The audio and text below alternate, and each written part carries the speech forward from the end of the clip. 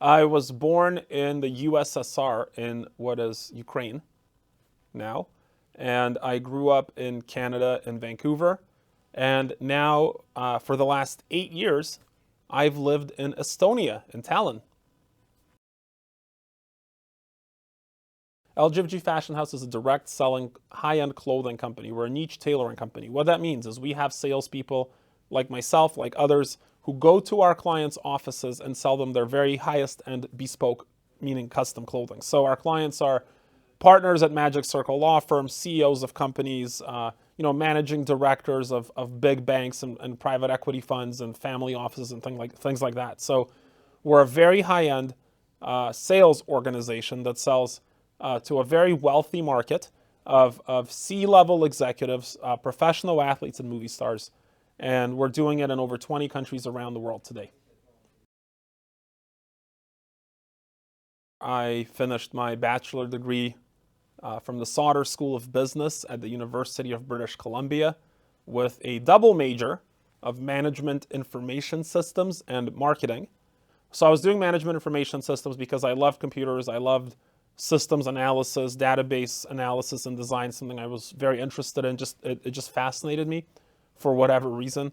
And in my last year, the school said you can have a double major, and I looked at what courses I had done, and I had done a lot of the core courses for marketing, so I kind of realized I really enjoyed that too. So I ended up in my last year doing all the rest of the core courses I needed for my marketing degree, so I ended up with a double major on my graduation, which was Management Information Systems and Marketing. I still love computers, I still love technology, and one of the reasons we've been able to scale so significantly as a company is we definitely have a huge competitive advantage in the technology that we've developed that is helping us not only to market our products, but also with client management and sales optimization.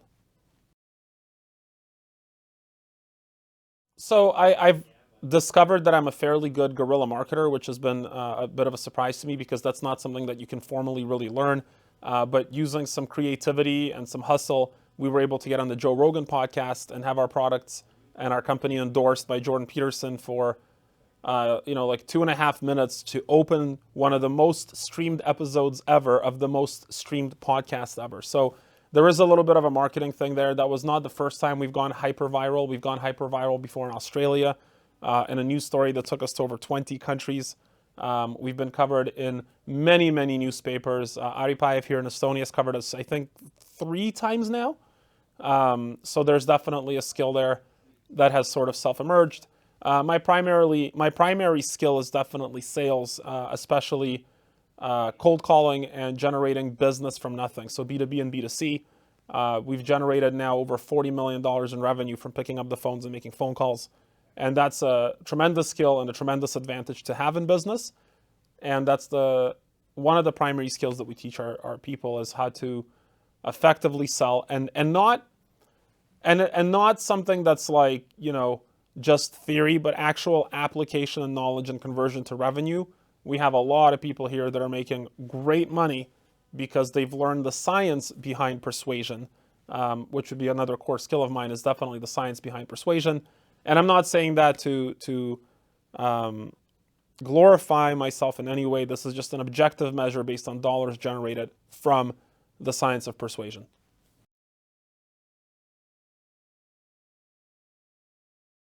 When I realized sales was for me, like a lot of students in Estonia, ironically, because I wasn't, in Estonia at the time, I was in Canada, but there's a company that recruits students to sell books door to door from Estonia. They fly them to the States, etc. I was doing that in Canada, and so I got recruited into sales, and I made my first sale pretty quickly. It was actually the first door I ever knocked on, and I made like $150, and I thought, oh my God, I can do this. And I started calculating in my head, what the possibilities would be, and I realized very quickly that, well, first of all, I knew that money was important for me in my career because that's not something I had growing up. So that was a place of insecurity, and I wanted to obviously turn that into a place of security. So sales, I realized very quickly, if I became very good at it, could give me the opportunity to be financially independent, which is what I wanted. And also, I started getting a lot of great stories from sales, like just the kind of people I would meet and the situations I would get in. Like, here's an example. last January, we went to Hawaii to film with Alice Cooper because he became a client.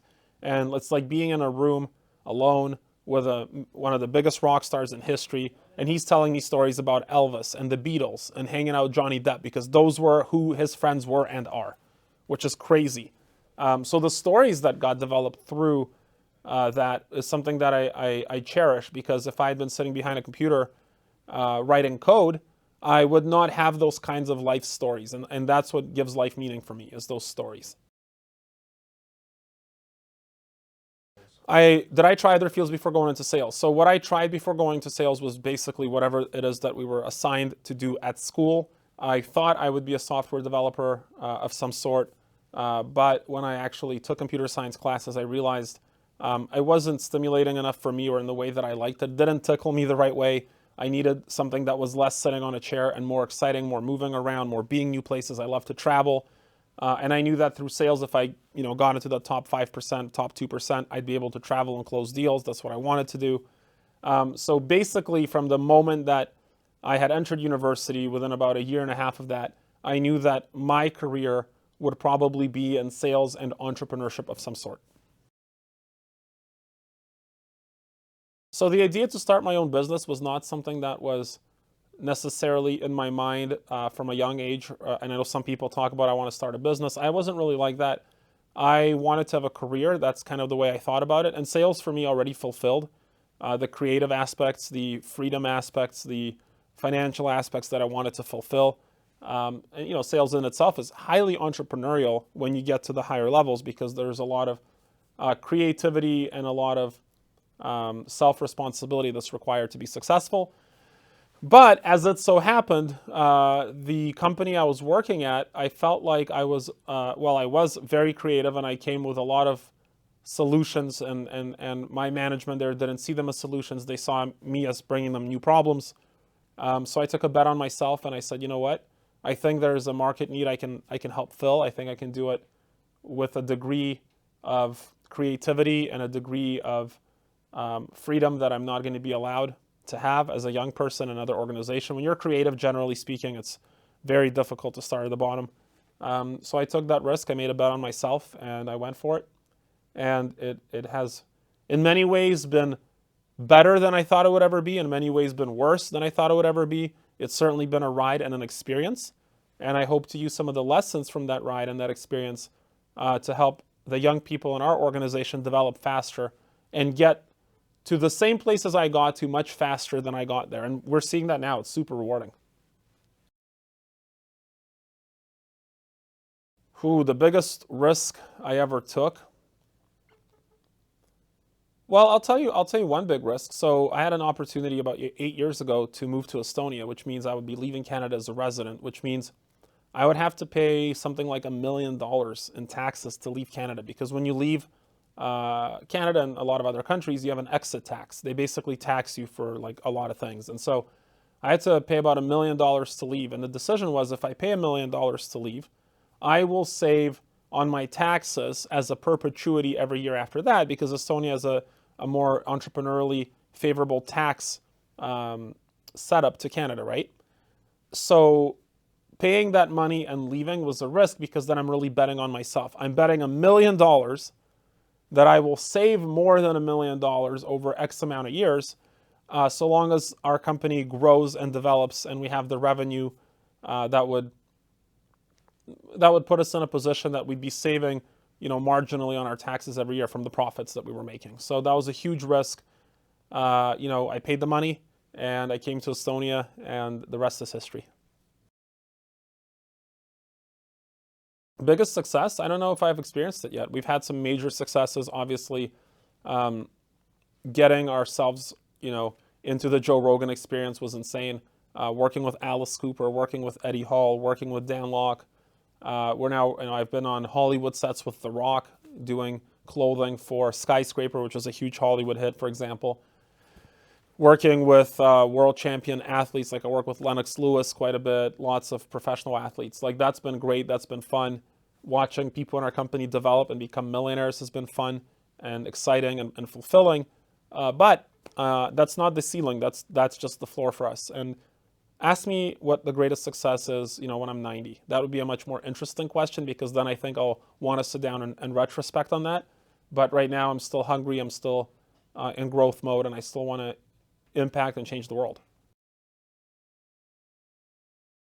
The reason I'm interested in speaking at a university is twofold. Number one, Brian Scudamore, who was the CEO of 1-800-GOT-JUNK and is now the CEO, I think it's called O2 Brands or something. So he's a very successful entrepreneur. He came and he spoke in our entrepreneurship course in fourth year at UBC. I thought it was wonderful. It impacted me. I thought about it a lot, and I thought that guy's cool. And it inspired me, and he gave some good advice and some good wisdom, which I took pretty seriously, because I was interested in self-development as well. And giving that back is pretty cool, because I'm in a position now where I think there are a lot of young people that want some good direction, so want some good mentorship. I have the credibility, let's say, to deliver that. And number two, building relationships with university students is very positive for our company, obviously, because we're going to be looking for the sharpest, brightest, most ambitious students to recruit into our company and to help them develop into successful careers.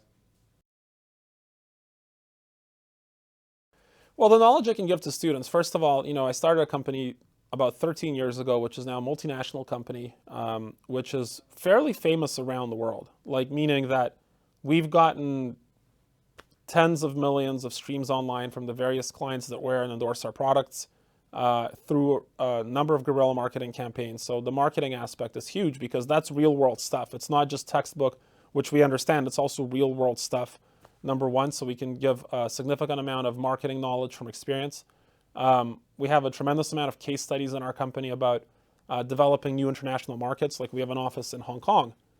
We had an office in Argentina until governmental regime changed the environment. That's an interesting story. We have offices in Canada and the USA, obviously in Europe, Australia, New Zealand. So we're very, very deeply understanding of different markets and different market segments within those markets. That's a very interesting perspective on business, especially as business moves internationally, and especially in a country like Estonia, where if you really want to be successful, you have to be thinking internationally, which is why we all speak English in Estonia, because in a small country with not a lot of natural resources, you have to export knowledge, right? And so knowledge is what we need to develop. We need to develop the entrepreneurial knowledge, especially. Estonia is very well set up for that. In addition to that, we can definitely have a big impact in teaching students about technology. Like, you think about the clothing industry as something pretty simple, but here's a fun fact. We rent a supercomputer in Ireland to develop the patterns for our clothing garments. So the amount of operations that requires just for one garment is like 50 factorial. That's an insane number, by the way. It's not far off from the total number of atoms in the universe or something like that, right? So there's a significant technological component, how technology is used even in traditional old school businesses in order to leverage and create competitive advantages. So we have significant knowledge of that through various extremely proprietary technologies we've developed, both for the products and for the marketing aspects of our business, which would create fascinating learning experiences for the students. The goal for LGFG Fashion House is to grow to $100 million in revenue by 2026. We're going to do that by continuing to grow our salespeople, continuing to grow our sales force, and continuing to engage and grow our client relationships. We have over 15,000 clients now around the world, and we're continuing to follow the path of $100 million by 2026. Once we get there, we will sit down and reevaluate our mission and perhaps aim to be a $1 billion private company. Which, by the way, we have a stock ownership plan in our company, so our top performers own stock in the business and are building wealth as they're building their bank accounts with our business, which is incredible, which is how we're all moving in the same direction.